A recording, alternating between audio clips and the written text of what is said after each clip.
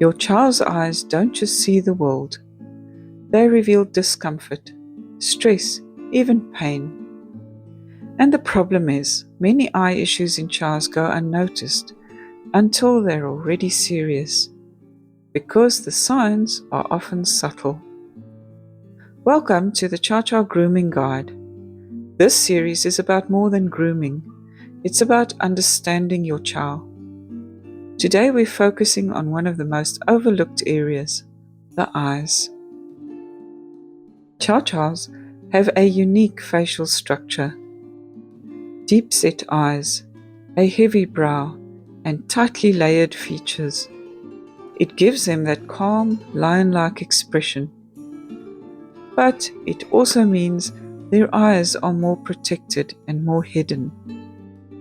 Less airflow, more moisture retention, and fewer obvious warning signs.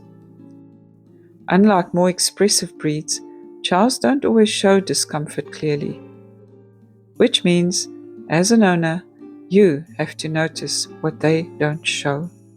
Let's simplify what you're looking for. Normal eyes are clear, bright, with minimal tearing, no odor, and no squinting. Watch for redness, excessive tearing, thick or unusual discharge, squinting, or pawing at the face. If you notice these signs, don't wait. Eye issues escalate quickly. Eye care doesn't need to be complicated, but it does need to be consistent. Take a few seconds each day, look at both eyes in good light, check for symmetry, and notice any change in expression. For cleaning, use a sterile saline or vet-approved solution and a soft cotton pad. Always wipe from the inner corner outward and use a separate pad for each eye. This helps prevent spreading bacteria. There's another very common and often overlooked cause of tearing in Chows: their height. Because your Chow's eyes sit relatively low to the ground, they're more exposed to dust, loose hair, and fine debris, especially after walks, lying on certain surfaces, time spent outdoors, or on windy days. This can lead to temporary irritation and increased tearing, even when there's no underlying eye condition. One of the most common signs of this is excess moisture collecting in the inner corners of the eyes. If this isn't cleaned regularly, or if the underlying cause isn't addressed, that moisture can lead to tear staining over time. And in many cases, this isn't a structural issue. It's simply irritation from dust, loose hair, or fine debris. If the eye looks otherwise normal, no redness, no swelling, no obvious pain, this kind of tearing is often environmental. Start by gently wiping the eye area clean. If tearing continues, you can flush the eye using a sterile vet-approved solution. Often, that's enough to remove the irritant and restore comfort. If the tearing persists, or you notice redness or discomfort, then it's time to look deeper, including the structural causes we're about to cover. This is where many Chow owners unintentionally create problems, and it's often mistaken for an eye condition when it's actually coming from the surrounding structure. In Chow Chows, there are two separate areas to pay attention to: the brow above the eye and the fold along the outer eye and cheek. The brow is naturally heavy. When your Chow relaxes, lies on their side, or lowers and turns their head, that weight can shift slightly. And in certain positions, it can push fine hairs inward, just enough to touch the inner eyelid, or even the surface of the eye. There is also a separate fold that starts just above the outer corner of the eye and runs downward along the cheek. This is not the brow because it's formed by looser skin.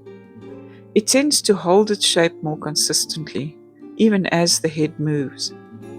That means it can sit close to the eye and guide fine hairs inwards from the side. The eyelid itself may be completely normal, but contact is still happening. And because that contact is light, position dependent, and often intermittent, it's very easy to miss. What you'll usually see is mild but ongoing tearing, tear staining that keeps returning, occasional squinting, and subtle sensitivity. Not dramatic signs, but consistent irritation. This is not entropion. Entropion is when the eyelid rolls inward. Here, the irritation comes from hair and skin outside the eyelid. When working around the eyes, especially trimming fine hairs near the brow, extra care is needed. The trimming itself is not painful, but working close to the eye with any instrument is something dogs are naturally protective of. This is why conditioning is important. From a young age, get your chow comfortable with gentle handling around the eyes. Lightly lift the brow area, touch around the eye, and build tolerance first. Over time, you can introduce scissors near the area without cutting, so they learn to remain calm. With older dogs, the same process applies. Work when they are relaxed and reward stillness. Only trim in this area once your chow is comfortable with the handling. And always assume they may move suddenly. So work slowly. Trim very small sections at a time and pause between snips. A gentle stroke between cuts helps keep them settled. Calm handling matters just as much as the trim itself. Keep the brow area neat. Watch the outer eye and cheek fold for inward pointing hairs. Observe your chow when resting, not just when alert, because that's when this issue often appears. If you're unsure, ask your groomer or vet to show you exactly where contact is happening. Sometimes the problem isn't obvious, it's just quietly repeating. This should always be managed first, through regular, careful tidying of the surrounding coat.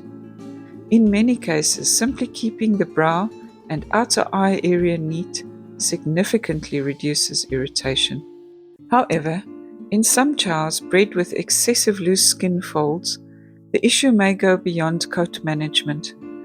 When there is substantial excess skin creating persistent contact with the eye, surgical correction may be necessary.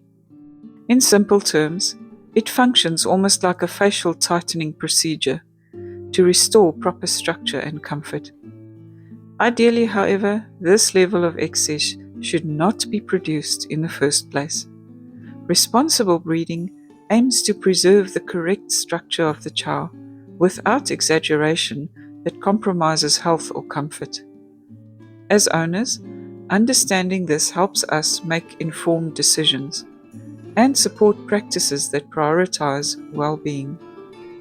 But in the meantime, focus on what you can control: coat management, observation, and early intervention. Now, let's talk about something more serious: entropion. This is when the eyelid rolls inward, causing the eyelashes to rub directly against the eye. Unlike what we've just discussed, this involves the eyelid itself.